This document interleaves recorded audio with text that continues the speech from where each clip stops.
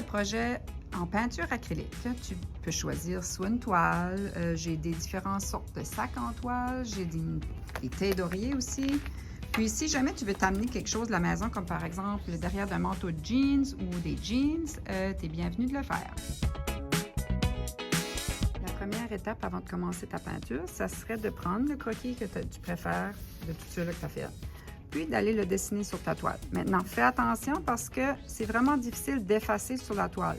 Si tu as besoin d'effacer, ben si tu utilises une toile là, qui a un rebord comme ça, ben mets quelque chose d'épais en dessous avant d'effacer pour que quand tu effaces, là, la toile ne va pas faire un creux. Je vais juste te montrer un exemple. Ici, souvent, les gens essaient de faire leur dessin sur la toile, mais qu'est-ce qui arrive, là? C'est que c'est vraiment difficile d'effacer sur une toile. Fait que t'es mieux d'aller faire ton dessin sur une feuille. Puis ensuite, quand tu es prêt, puis tu es satisfait de ton œuvre, ben là, tu vas le faire sur la toile. Fait que ici, moi, j'ai pris une petite toile, juste pour faire un exemple. Fait que j'ai mis mon petit crabe ici, un ballon, de l'eau, le coucher de soleil, puis des feuilles comme ça. Fait que là, je vais vous montrer comment on fait pour débuter sa peinture. OK, fait là, je suis prête à débuter ma peinture. Fait j'ai été me chercher des couleurs un peu couchées de soleil, puis je vais mettre du retardateur dans ma peinture pour... Qu'est-ce que ça sert? C'est que le retardateur, ça fait que la peinture va sécher moins vite. Fait que j'en ai mis une coupe de gouttes, là. Puis je vais aller faire mon dégradé. Fait que pour commencer, là, je vais mettre un petit peu d'eau aussi parce que je ne veux pas le faire foncer. Je vais mettre un petit peu d'eau. Je vais commencer avec, disons, le jaune dans le bas, là. Et puis ça, c'est important de bien protéger la table, là, si vous ne voulez pas mettre la peinture partout parce que je dépasse sur les côtés.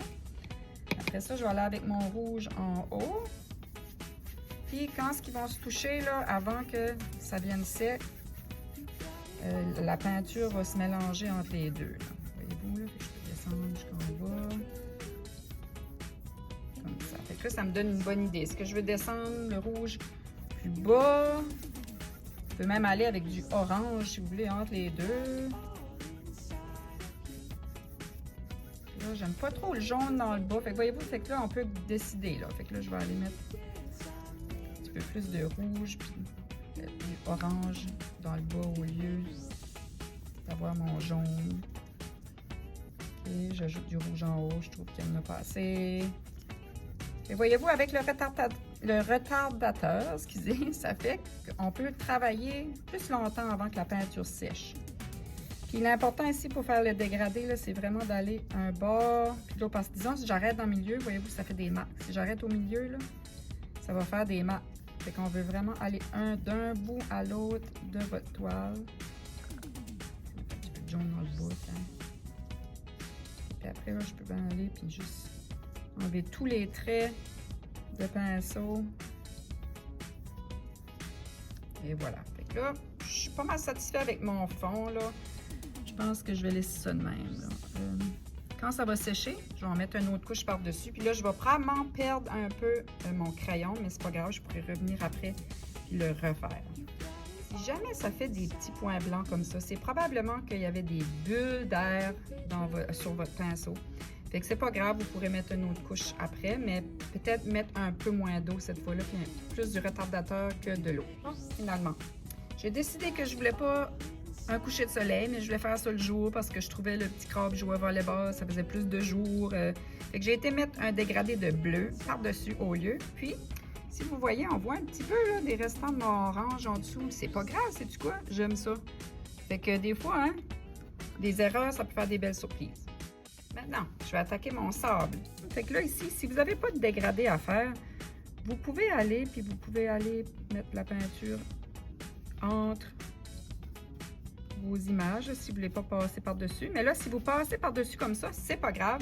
Parce qu'après ça, on va pouvoir, quand on va peinturer notre ballon, on va pouvoir aller arranger tout ce qu'on a dépassé. Okay? Si jamais vous voyez que vos lignes de crayon s'enlèvent pas, vous pouvez soit faire des couches de plus ou sinon, j'ai du blanc qui est du blanc opaque. C'est un blanc qu'on utilise pour les murs. C'est comme un genre de primer. Vous pouvez utiliser ça aussi dans votre peinture. Puis ça va plus cacher les lignes de crayon que vous n'arrivez pas à faire enlever. Okay. Puis si aussi votre pinceau est trop dur, Peut-être que quand vous allez peinturer, ça pèse la peinture, ça va l'enlever au lieu de la déposer. Alors, pesez moins fort sur votre pinceau ou prenez un pinceau que les poils sont moins raides. Bon, mais j'ai terminé, j'ai tout mis la couleur sur le... C'est plus un crabe, c'est un homard. J'ai mis le ballon, puis finalement, j'ai terminé avec les feuilles. Fait qu'on termine avec ce qui va par-dessus.